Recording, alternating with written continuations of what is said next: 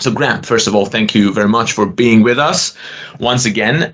For those audience members who don't know you, would you mind just giving a quick introduction into your professional journey and what you do at the moment? So I'm Graeme McDermott. I'm Chief Data Officer at Tempcover. I've been at Tempcover for just over a year, and they're a sort of small insurance broker that specialise in vehicle insurance for anywhere between 1 hour and 28 days, which is an amazing product, really, that you can do that, and it's very quick and easy. But before that, I probably spent large part of my career in data analytics, in financial services, so everything from variety of insurance products and financial services, loans, credit cards, etc. I did have about 5 years out where I worked actually for sort of Europe's largest taxi company, pre Uber. That was quite different. It was nice to get out of the industry for a while, but actually, mid pandemic, I did decide to go back to insurance. That was considered probably a safe place to go. So yeah, really a career data person, I would say.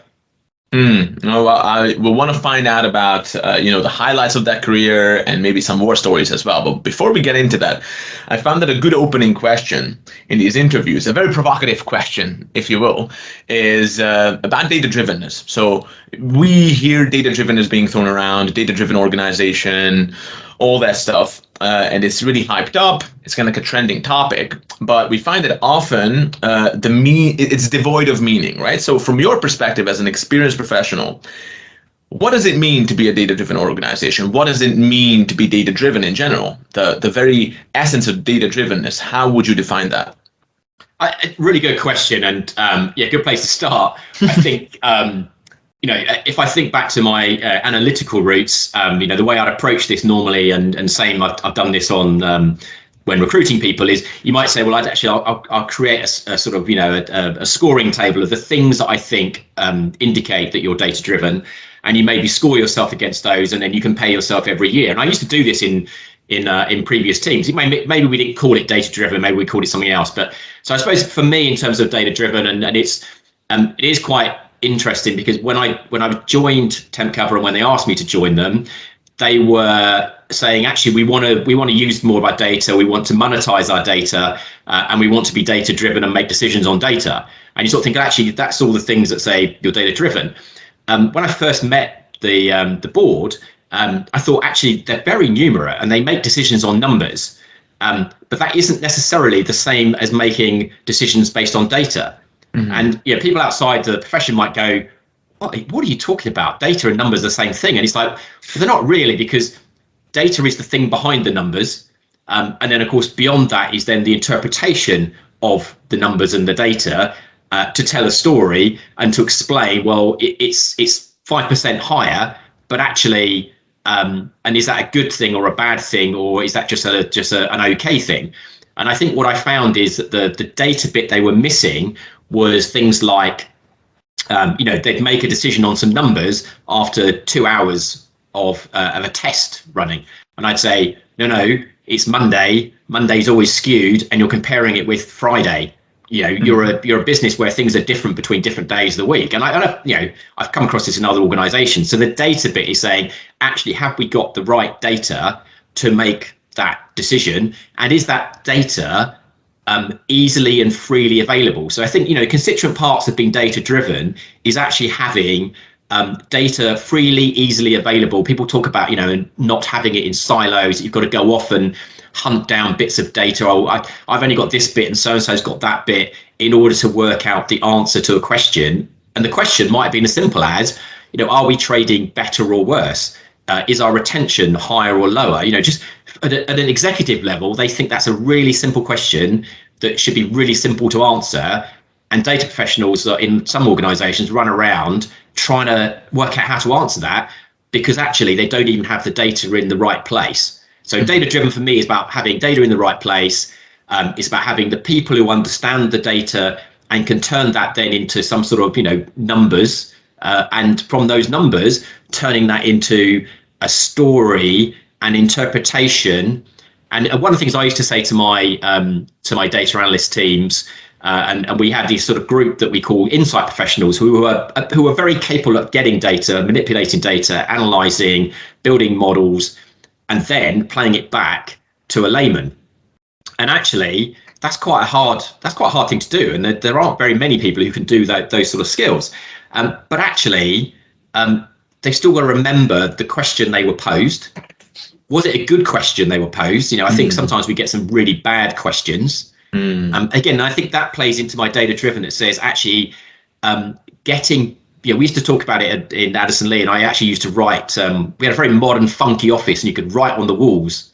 You could write on certain walls, and obviously make sure you wrote on the right walls. And in the wall in our area, we used to have this statement, and I found it actually in one of my pictures the other day when I was looking back, and it was about it's big bold print saying about asking the right questions, setting a hypothesis, then going and getting some data, then interpreting that and answering the hypothesis. Yeah, and it finished with anything else you ask for is just another report. And what I mean by that is if you don't formulate a good enough question up front, then you just end up with another report, another report, another report. And it doesn't tell you anything because no one has actually put interpretation on top of that. So I think all this combines into this data driven. It says, well, and I haven't tried to do it recently in Tempcover to say, how are we scoring in those various categories? Do I think we've improved? I definitely think we've improved. And the comments from the other board members says, we've definitely improved. We're making decisions on data. We do sometimes lapse into our old ways of going, this test has been running for 2 hours. It's 10% up. Let's put it live. And I'm going, well, hang on a minute. It's only been live a few hours, and then we might let it run for a few days, and it settles back down. And you go, do you know what? It's only marginally up.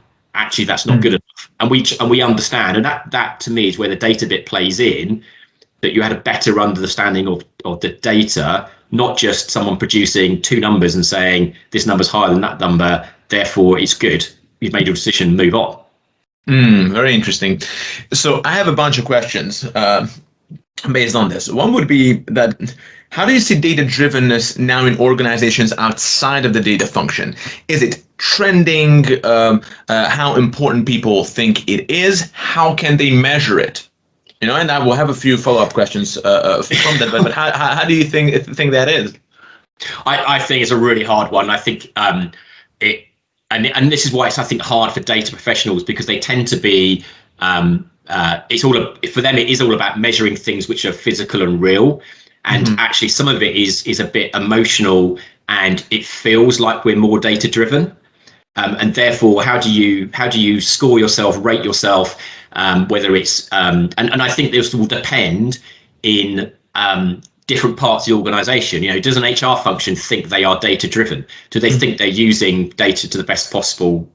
Probably a lot of HR functions. I talk to sort of HR professionals, say they don't really feel they're using data at all.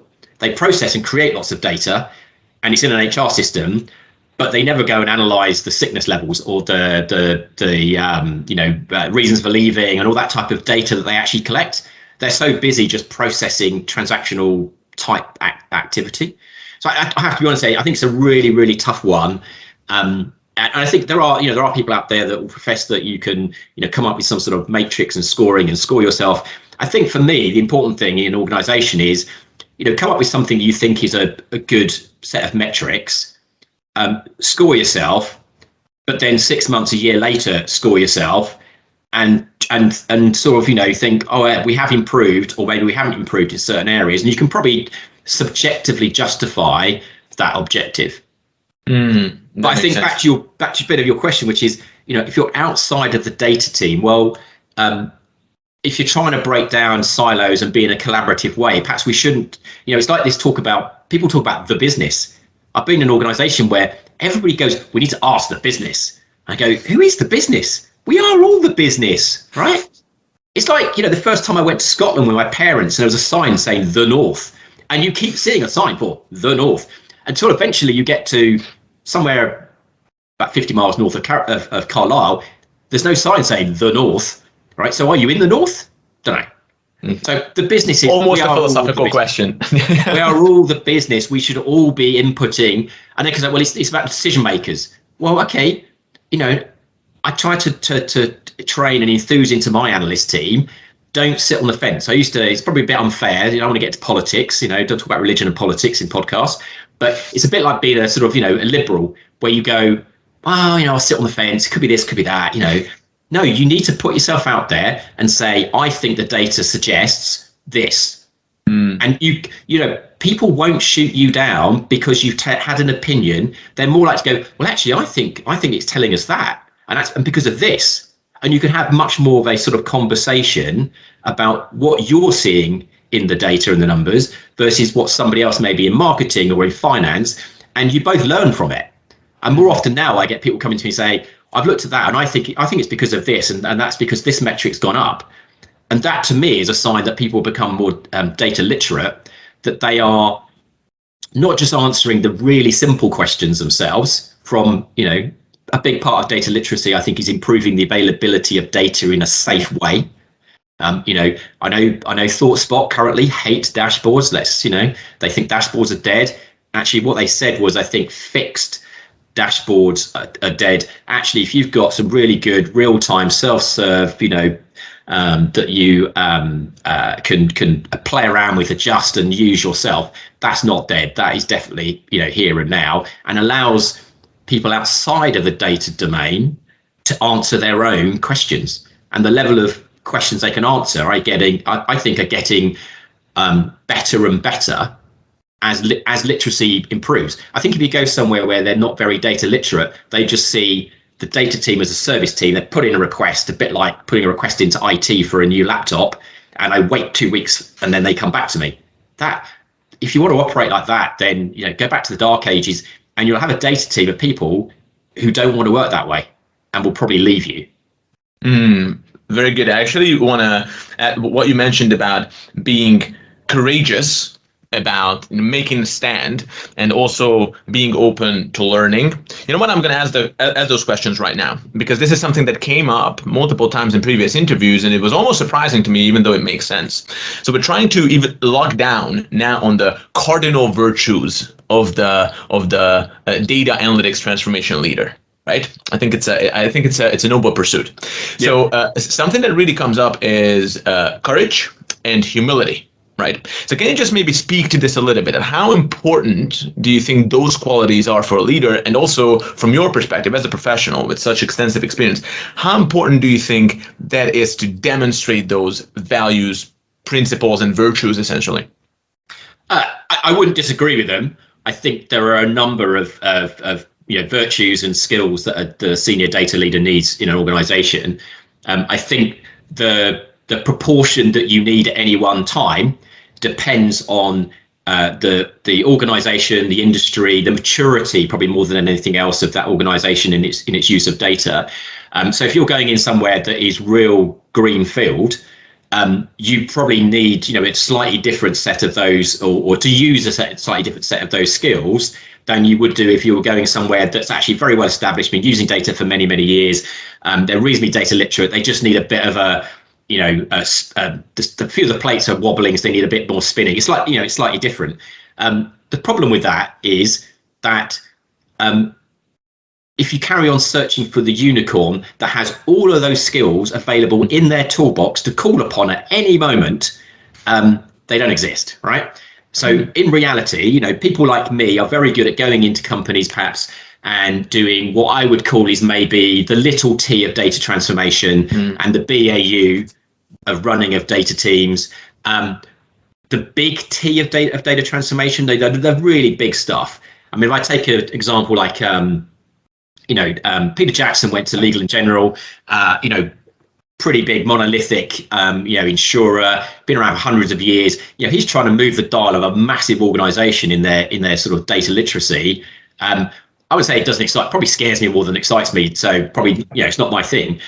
Me arriving at, when I was at Addison Lee, or I was at Tempcover, my current role, it was more of a small T and a lot of BAU. And actually that quite excites me because I get quickly into, I quickly get into doing stuff, not just doing the transformation and talking to people and moving the dial, but it's not the big T, I suppose.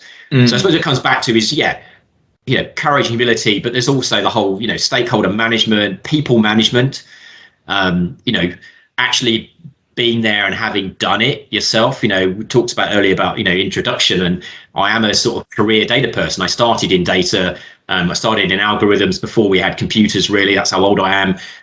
And now it's a lot easier to do your job because of the amount of computing power. Despite saying we've got really loads and loads of data, actually the computing power is so much, like 100 times more than it was when I started I had to share a computer with a colleague. We had timeshare. We had 3 hours each on the computer. That's how it was back in 1990, I'm afraid. Wow, that's a different world, and that's actually a good point. And if you're more like a shaker and a mover like you are, then it's a good idea to choose a gig that actually resonates with with you, because if you went to Legal in General, it's a great organization. You might that's a whole different task, a whole different mission. Would you actually elaborate a little bit on this, because you mentioned it last time we spoke, and I found it very intriguing, and I haven't heard anyone else point out the same before. The difference between small T BAU and big T. Can you speak to that a little bit? Yeah, so I suppose I see the big T transformation, and that can be in the data sphere, it can be in the digital sphere, it can be across your organization. So I suppose I see the big T of data transformation often associated with a much bigger corporate transformation that's going on. Mm-hmm. And that often happens when the company is, perhaps being taken over, new leadership, a strategic wake-up moment that says, like, we need to digitalize, like some companies did in the pandemic. Oh my God, we really need to go proper digital. And they needed to do a big data transformation. They needed to bring data sources together and people, but they were doing other related things in terms of transformation elsewhere in the organization. I'd also say, hark back to sort of, Peter at Legal in General, I'd say that's a big T transformation with data. Mm-hmm. Mm-hmm. I think what I've done, and I'd say when I arrived at Addison Lee, I'd been at the AA for a number of years, and I'd done a number of small T's and big T's, both in data and in terms of other transformations in that time. But I think Addison Lee one for me was a small T, and the characteristics were they had something, they had some good people. They just hadn't really sorted it out and planned and organised it that well, and they needed a bit of order and getting consistency, so that they didn't have the same person in the same team producing 2 reports on the same day that had different values for the same field. You can't do that. Mm-hmm. Yeah, that's just bonkers. But that's not big transformation. That's a little transformation. And actually moving that forward quickly, getting that consistency, getting that the team working together, getting sort of processes and procedures in place was to me, that's the small T. And the reason I would call it small T is because it didn't have to involve transformation elsewhere in the organization necessarily. Now we were doing some other transformations, but I could sort of do my own data transformation. I don't quite say in isolation, but within the team in terms of our people and processes. Mm-hmm. It's more localized in a way. Yeah, and then the BAU bit, I think again, we sort of touched upon it earlier, and I think when organizations are going out looking for a senior data leader, whether it's a head of data, a CDO, CDAO, director of data, or whatever it is, that's going to be your most senior data leader. I think they have to be aware that when the big T or the little T is finished, when it may be finished at some point in terms of you may just say there's no more budget after a certain point, you do need to carry on running it. And, I spent 17 years at the AA. I loved it. I loved the people. I was never finished. I talk about this in other conversations about data as a journey, not a destination. So you've got waypoints on the way, and you're constantly sort of, you're never going to have perfect data because the company will change, will launch new products, new tools will come. It is a journey. Just accept that, and you're going to have these points along the way where you're constantly trying to improve the data team's capability and the company's capability to use data, I suppose. And I suppose it comes back to when companies are recruiting that senior leader, they do need to appreciate, they go out with the tick list and they've got 30 things, and we all sit there and go and have a good laugh on social media about it. Go, if you see what company X, what they want the full list. It doesn't exist. And you see someone turn up and maybe hopefully they've worked out, we need this type of leader for now. And that person we'll either morph into this type of leader going forward to run the BAU type function, or we accept there'll be a different leader. Okay, that makes sense. From the perspective of a data leader, so what about the commonalities and the differences in terms of the challenge that it poses to the data leader? So let's say big T, small t, BAU. I imagine that there are a lot of things that are just, and maybe I'm wrong, so you tell me. Maybe there are some foundational principles that you just need to adhere to, wherever you are, and then also there are some differences, in terms of approach. Would you maybe speak to this a little bit, like the differences and the commonalities in terms of the challenges that these different stages of transformations pose to the data leader? Yeah, I think the challenges are different depending on the type of leader. So for example, as I said earlier, me trying to do a big transformation in a big organization would be a challenge, because although I've done it before the AI, I didn't say I didn't enjoy it, but it's hard work. And there are lots of political things that are nothing to do with what is the right thing to do in the long term, but it's the right thing to do in the short term. And I remember somebody saying to me, said to me, Graeme, you're always right, you're just not right at the time. And what he meant was, you are right. That is the right thing we should do in the future. We should go and sort that out. We should go and invest in that little tool. We should go and buy some more compute power. But actually right now, where the business is right now in our decision process and our strategic journey, we should do this. And actually as a leader, understanding that and the commercial reality of what's going on outside, which is why I think more and more senior data leaders need to be in those board level positions, so they have that appreciation of what else is going on in your organization. Okay, no, that's very insightful. And let's just circle back a little bit to the whole question of data literacy. Obviously, it's a very hot topic, right? So first of all, you already spoke about this a little bit, but if we could unpack it more, that would be useful. And then I will have some follow-up questions about the whole journey of data drivenness. But how would you define data literacy? When would you say that, okay, this organization has a decent, adequate, or even good level of data literacy? How would you define that? I suppose ultimately there is a danger that organizations judge themselves on purely what the end stakeholder thinks. So I've been asked to speak to some people at organizations who've perhaps recently joined, and they asked to speak to me about my sort of thoughts and what they've observed. And they've observed in a short period of time, perhaps 30 days, 60 days, that they can't get reports, they get inconsistent reports, it takes too long to do analysis, they're not doing AI, and all these type of things. And I would say sometimes maybe they haven't actually asked the right people the right questions. Or maybe actually it's true that organization is not in a great place, and they have got that proliferation. But sometimes it takes sometimes quite a while to work out where all those things are. But I suppose that's the downside of saying you're not very data literate, because actually if it does take quite a long time to work out what's what and where to go, then you're not very data literate, are you? In today's world, you should be able to put your finger arguably on, it's not going to be 95% of data, because we're operating in a real world where things are changing. So like if you take the pandemic, the day after Boris said shut the UK down, lots of people I was in contact with were either doing nothing, paralyzed, the business had dropped, that no one was asking them to do anything. And other places, where I was, it wasn't panic as such, but we were trying to work out what's going on, what's likely to happen. How are we going to support the UK and London in particular with with private transfer, etc. And analysis requests were sort of coming out of our ears, I suppose, to some extent within a few days. And I think that's quite a hard world for people to live in and to operate.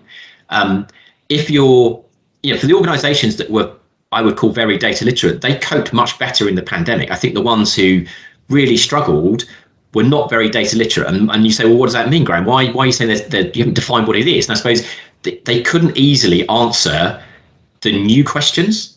Because answering how many things did we sell yesterday, right? every company in the land should be able to answer that. And okay, they might have some different answers depending on how you want to sort of filter it. And is it how many, how much money? But actually, I know pandemic is, I could say, is a 1 in 100-year event, but there's been the pandemic, there's been the credit crunch, there's been a number of things in my 30 years in data that says actually there is a significant event every pretty much 10 years, right? Mm-hmm. Maybe even every 7 or 8 years, that suddenly you might say, well, I didn't have the data, I didn't have the tools. Actually, you should have sort of got yourself ready. And that's not just the data team being ready. Actually, the people asking the questions and trying to understand what's going to happen next, what's the forecast going to be, etc. They also have to be a bit better prepared. And so maybe this thing about, well, are you data literate? Maybe it ultimately is about how you cope with the big shocks, not just the little shocks and the BAU capability, but actually how well you cope with the big shocks to like world events, I suppose. That's a great angle, because it kind of corresponds. We have also in-house this kind of teaching methodology, if you will, which focuses on the 4 stages of learning. Have you heard about the 4 stages of learning? The unconscious incompetence, when you don't even know what you don't know, it's just completely invisible. Reality does not respond as you expect it to, because there's a gap in your knowledge and understanding and awareness. Then the second stage would be conscious incompetence. You've been exposed to the right information. Okay, you read a book, you heard it from someone, you're still incompetent, but at least you're aware. So there's some visibility. And then the third stage would be conscious competence. You start to practice these things, you start to put it into action. It's kind of clunky, it takes a lot of effort, you're not really responsive, you can't really adapt to changing circumstances. But then the final stage, if you can graduate to that stage through regular practice and the right guidance and all that stuff, then you become unconsciously competent, when it's just second nature. Something unexpected happens, you have the competence to just respond, right? So that nicely fits into that. My question would be, a big question, I know, so maybe we can break it down, but how do you create that level of data competence even? We can call it data literacy, but what you're talking about is really competence, right? Now we have competent people. It's not like an academic understanding of what data is, but it's more like I can work with it now. I have this skill. It's elevated to a level of skill. So how do you implement that in a business?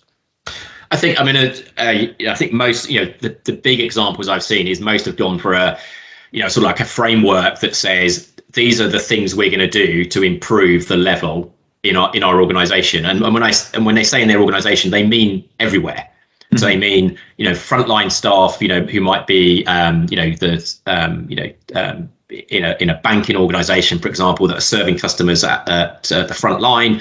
And that's everything about them understanding, their understanding of maybe the sort of, top level numbers for the organization, but actually maybe you break it down to just so that they understand for their branch, how many customers come into your branch on a day, how much money goes in and out of your organization, just giving them more numbers so they assimilate what's happening, I suppose. I think the big one that a lot of companies are approaching is showcasing what good data governance and data quality looks like, and what happens when you have bad data quality and bad data governance. Because I think it's all very easy to say, yeah, we need to improve our data governance. Right, we've said it. How are we going to do it? I don't know. Right, let's go on with something more interesting and let's build a data warehouse or something.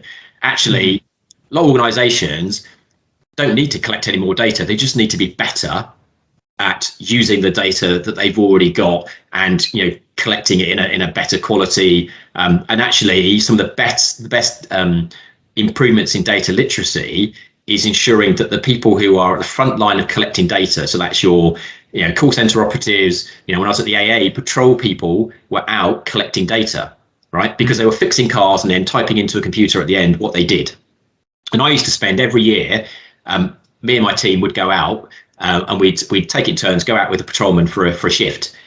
We get to see what it's like at the front end. We get to see what, meet some customers, and we could talk to the patrolman about the data he was inputting and why it was important. And actually just telling one person why it was important that he didn't just tab through that field got a light bulb moment, and he'd hopefully tell, or she would tell, 5 of his friends. And you can create that proliferation in an organization by explaining why things, if things are better, the knock-on effect, I suppose. And what about this? So when you look at making this happen, from your experience, I mean, what were your bottlenecks in this kind of, transferring that understanding and really making them see what you see, speaking that data language, right?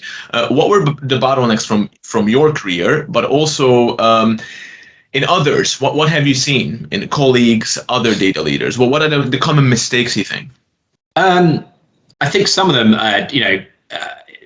sometimes for me, it actually was me. So I was the bottleneck. And what I mean by that is that I had all these ideas and this sort of, vision, but I just sometimes didn't have the time to put it down, to talk to it. And actually what really helped was when you had a bigger team and you had, senior leaders in some of those sort of functions that you needed to improve, that actually you can enthuse them and you've chosen the right people and they can help build it. So it's back to this thing about, it's a team sport, not an individual. And so perhaps maybe a bit of a realization a while ago that says, I can't just do it on my own. I have to get other people to do it. And what I mean by that is not just do the doing practical bit. I mean, the actual go out and evangelize and talk about what they're doing. So, one of the things we used to do at the AA is we'd frequently go out to our key stakeholders and talk to them about what their objectives were, what their strategy was to fulfill that. And it would generate ideas for analysis that we could do that would support them. This wasn't a request from the stakeholders to do this right now, but in 6 months' time, they want to be able to do this. Actually, right, we need to start thinking about building that type of capability, of sourcing that data. I'd much rather be on the front foot of getting stuff ready than constantly reacting to a request. Being reactive in any organization, a team that's reactive and has any time to be proactive is a frustrating place for anyone to be, whether you're in the team or you're the leader of the team. That's not a great place to be. That's one of my favorite insights that just keeps coming up in these interviews, and it's something that people just often miss, even in our entrepreneurial journey here. This whole idea about not being defensive reactive, constantly being on your back foot, kind of like taking the punches in the corner, and how the best defense is offense, right? Like actually moving out and being active, being proactive. Quick question, because with this I would like to get a little bit more specific, because it's such an important topic, about asking the right questions. Again, very, very common. So can you give a few examples of who those stakeholders were in that example that you mentioned? And then I would like to find out about the kind of questions that you asked, just so we can get a little bit specific here and give an example to the audience. So who were those stakeholders? So I think there'd be a range. So I think they could be the C-suite. So it could be the CMO, CFO, more likely. And the reason why this occurred was the level just below. So the sort of general manager, head office below that you might find in most organizations, is because often, a company would have a corporate strategy and have a business strategy that has maybe elements that are aligned to those different business functions. So whether it's the finance function or the marketing function or the sales function, each one of those would have a sort of high level strategy and a set of objectives. So you can say, well, I don't need to go and talk to the CMO and say, what's your objectives and KPIs and everything, because it's sort of like in most companies, it's available to you. Certainly if you're as a senior data leader of the AA, I had access to all that information. I knew what we as a company were heading for. I knew what each of the areas were heading for. But what I didn't have is, what are their sub-leaders trying to do in order to support that? So we would be going out, I'd be sort of saying, right, my head of analytics should go and talk to the head of marketing or the head of sales or the head of product or whatever it is. But not just, saying, well, it has to be head off to head off, actually talking to other people and also generating that off the back of, well, somebody asked us to do this, we did it. And we used to, in the old world, when we used to actually sit in offices and things, and we'd still just send things to each other as emails. And you'd send us a PowerPoint deck and we'd say, let's get out of the habit, send the answer to the question, but say, I'm going to book a session next week to take you through it. And the reason for that, and they might go, well, it's okay, it's fine, I understand it. And you go, no, we're just going to quickly run through it. The reason we pushed for it was because we wanted time in their diary to quickly talk about what we did, but actually to go, is there anything else? What about this? Have you thought about that? And so you sort of booked half hour, but you technically were using, okay, sometimes you did need to explain it in more depth, but in reality, you were using it as a way of getting into their diary to create our proactive backlog list, should we say, of stuff. Oh, we need to go and look at this. Wow, I love the tactical depth of this, because I like the general attitude of being proactive and seek out these conversations. Don't just react. And then I like the general strategic direction of, okay, let's talk to these people. Let's get into their heads in a way that we can see things from their perspective. Yeah. Let's focus on building those relationships. And then I like this kind of tactical layer below this is like, okay, don't just send the PowerPoint. Even when they say that, oh, I get it. No, get on that calendar, speak to them, and create that connection. Another technical segment of this. Do you think this changed since the pandemic? With face-to-face, people working from home, video conferencing being more prominent, or do you think in big organizations that's the that's the modus operandi, anyways? Yeah, it's interesting. I think. Before March 20, we were already, as an organisation I was at, we were already working from home. Also, let's not call it work from home. We used to work flexibly. Sometimes I was at home. Sometimes I was at hotel. Sometimes I was parents' place or whatever. Yeah, you're working. You're not working at your desk in the London office. And so we had got into a pattern of, you can present and talk to somebody from anywhere. So it could be a one-on-one, it could be a 1 to 5, and so I would say it didn't matter. I think there's still organisations that are still struggling with that a little bit, but the pandemic in a way has helped because I think it's given back to people who are still 2 or 3 days a week at home, which is still a lot of us. And some people I know are being told, actually, do you know what? We don't really want you to go back to the office. No point.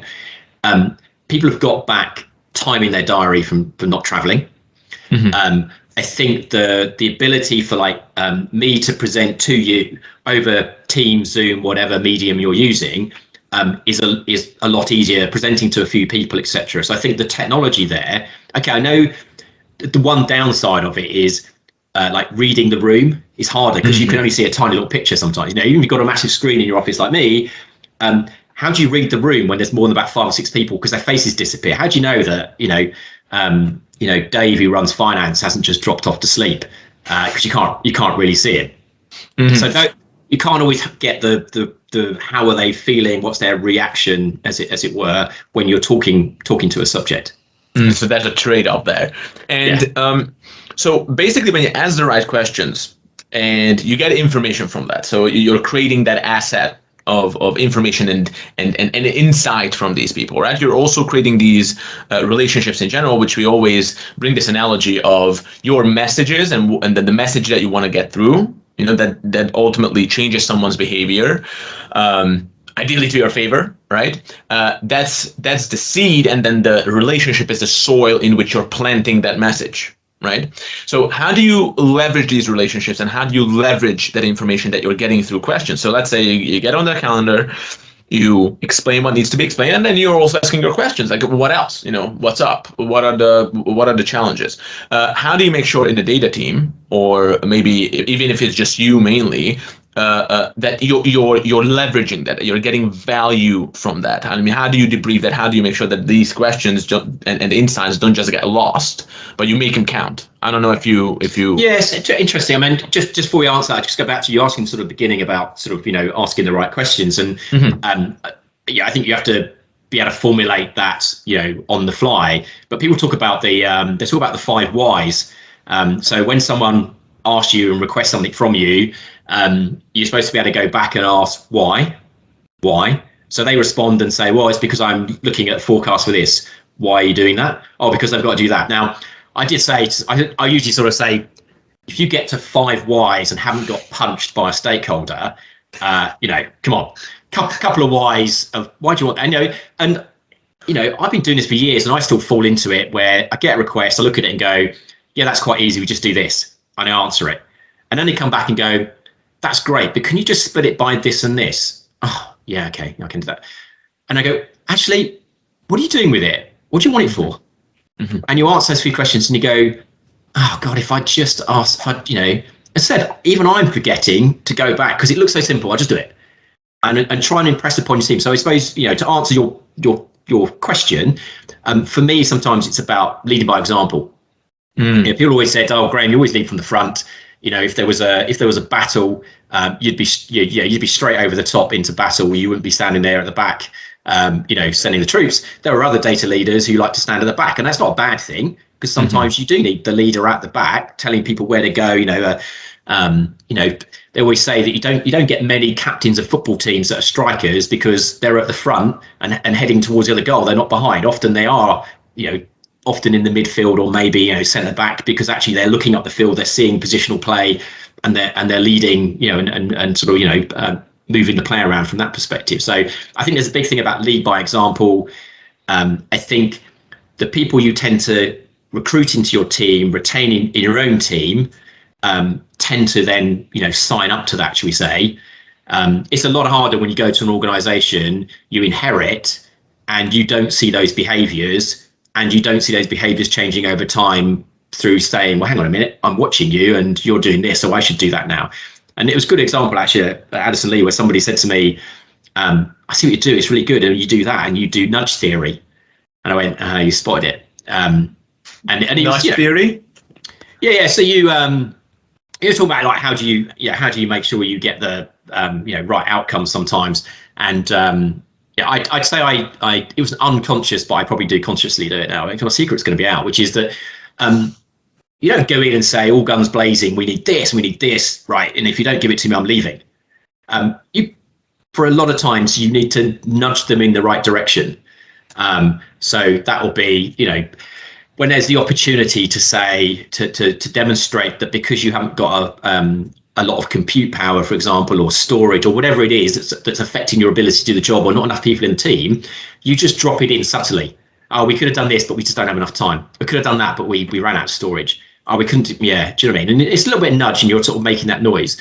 And then when somebody actually, and that is both in terms of the tools you need in your team to do your job, but also it can be just the messaging of, we've had some things where we built segmentations, for example, good old segmentations. We've been asked to do them, we built them, and actually, we've used them, and there's been a change of CMO, for example, and they've come in with their own ideas, and then they came to us and said, "Oh, we'd like to do segmentation again, and we thought we were going to do it this way." And we'd sort of go, "Well, actually, let's. There's nothing wrong with what we did before," and we sort of nudge them towards that. And by nudge, I mean it's just it's just small incremental sort of steps.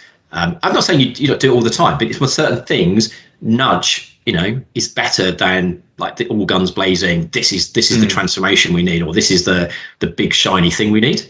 So almost okay. I'm just locking down on maybe another virtue here, which is patience in a way, right? Because that requires patience, strategic patience, or patient persistence, almost to deliver that death by 1,000 cuts. I'll tell you what, no one would say I'm patient. I'm definitely impatient. But I think you made an interesting point there, which is strategic patience.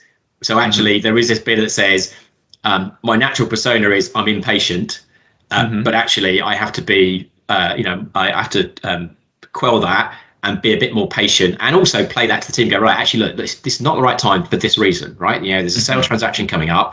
There'll be new people coming in. We can impress upon them. When we get the chance to pitch what we do and how we do it and why we need, to do certain things in a different way, we'll get that opportunity when there's maybe a change of ownership or change in reporting line, whatever it is. So now is not the right time. Other times it's like, no, now is the right time to go and influence those people, with those sort of messages. Yeah, actually, that's why there's strategic patience. Because I think in general, I mean, I'm anyone who knows me would never say that I'm a patient person, right? But especially over the past couple of years, we realize the value of that. It takes a lot of effort to actually be patient, but I think a misconception is that patience or even humility, right? It's usually kind of interpreted as like a lack of offense, almost, right? It's like almost a passivity to it, right? Like Yeah. I'm just humble, or I'm just patient, or lack of action. But actually, if you're strategic about it and your strategy in general is one that's offensive, which it should be, right? Then it actually becomes a virtue. That's how it becomes a virtue, right? Because a lot of people say, I'm just patient, and that justifies like a lack of action or a lack of boldness almost, or humility, you know? Yeah, dead right. Because I think because at the same side, the opposite side is if you are constantly impatient, you're probably perceived as being just annoying. And actually, do you know what? They're just annoying. They constantly want to spend loads of money. They constantly say everything is broken and everything is terrible. And in data, because it is a journey and not a destination, it won't be perfect. So trying to get used to the fact that says that won't be quite right, but it will be better in the future. We will go and sort that out. And you know, when I arrived at you know, I was just sorting out with you know, my data team today about having a sort of Christmas meal, and I said, well, one thing is, you know, not necessarily talk about it at the meal, but I did in previous teams. We'd have before the meal. I'd often put together a presentation on what we achieved last year. And actually, when you go through with people and say, look at that, we built this, we built that, we've done that. You know, I'm not sitting there going to ask for stakeholders to say whether that was great, you know, or terrible. But actually, what do I think as a senior leader? Look at the things that we've achieved, and look at the things we need to achieve next year. And some of those things will be things that we did because we were asked to do it, and some of those things will be things that we proactively did. So again, it comes back to this, that you're helping the team find time and encouraging them to find time to do things. So we used to have this concept in the data team called the garage. Way before it became trendy to have a garage where it was like skunk works of doing stuff. We had a garage, you know, back in the early 2000s, and the data team were encouraged to, you know, be off grid, to build some capability, data product as we call it today, or at least the bones of it, or proof of concept, but not sit there and go, must timesheet, where do I record the 2 hours I spent looking at that? Oh God, I can't. No, actually do it. Come on. I'm not asking people to spend 100% of their time doing that type of stuff, because we just didn't have the sort of, you know, team capabilities to do that.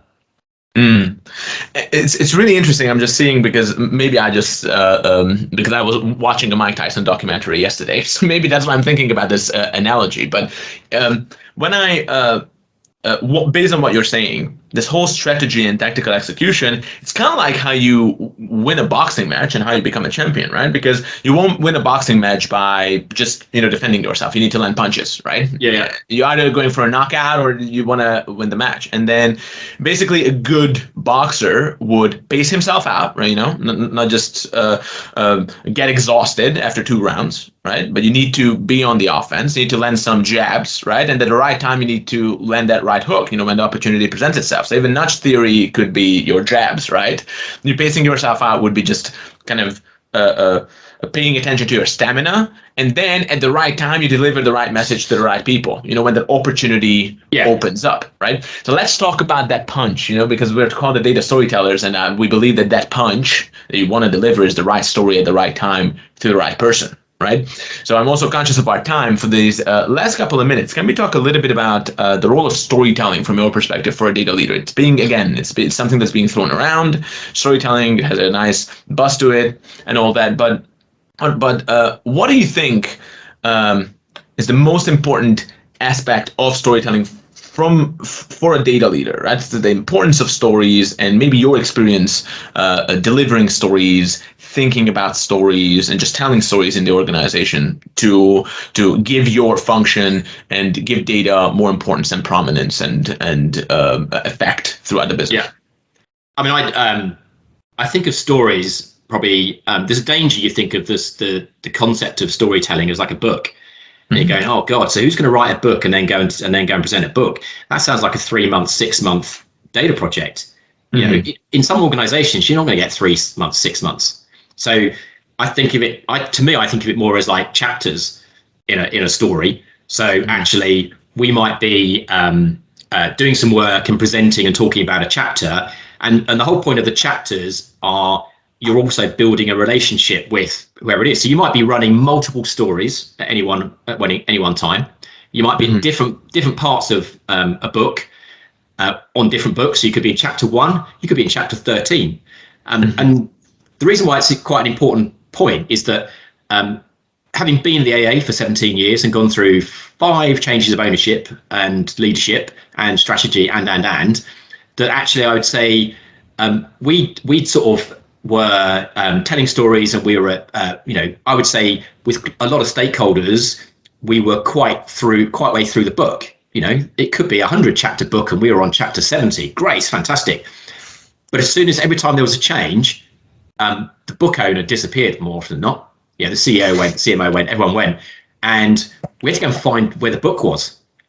So when that happens to you, so either because you move company or the company leadership changes or your stakeholders change, it's a reset moment also for your data team, and they have to get used to the fact that, you know what, got to start it all over again. And I was talking to a guy yesterday, actually, completely not data related, and he's a general manager of a nursing home, and it's the nursing home that my mother's in, and he comes from a clinical background, so he's medically trained. He's got into a position where he's general manager. It's quite an important position. He has to do the clinical side and the people side. Now he's in a nice home that's part of a big brand. They just sold the business, and I was sort of trying to help him actually when I talked to him, and he asked me questions. He's never been involved in a company that's changed over. And one of the things we were talking about yesterday was him saying, I was familiar with my boss. She knew that if I went to her and I would ask him for this, I really needed it. And he said, it's a reset moment for me, and I'm not sure I'm very happy, and do I want to leave? And I was like going, look, you haven't given the new people a chance. You need to, I said, it's unfortunate. You've got to go and rebuild that relationship. They've also got to build it with you. But this is, I said, welcome to corporate life. I said to it, that is a reality for a lot of us, that it's not a storyteller because you're the storyteller, but the book owner can change. And before you realize it, you're still going through the chapters, but they're on a different book to you. Well, as you say, this is life in the NFL. We're in the UK, it's the Premier League.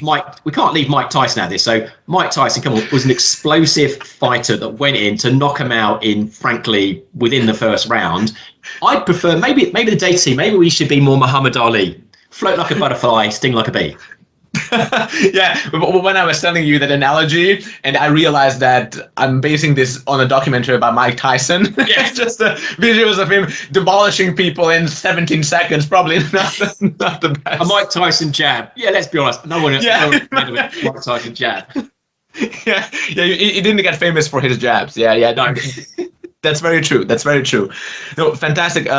Graeme, this was an absolute pleasure. I genuinely learned a lot. I took pages of notes here, and probably I could talk to you for hours and hours and hours, but I also want to be respectful of your time. So you've given us almost an hour here.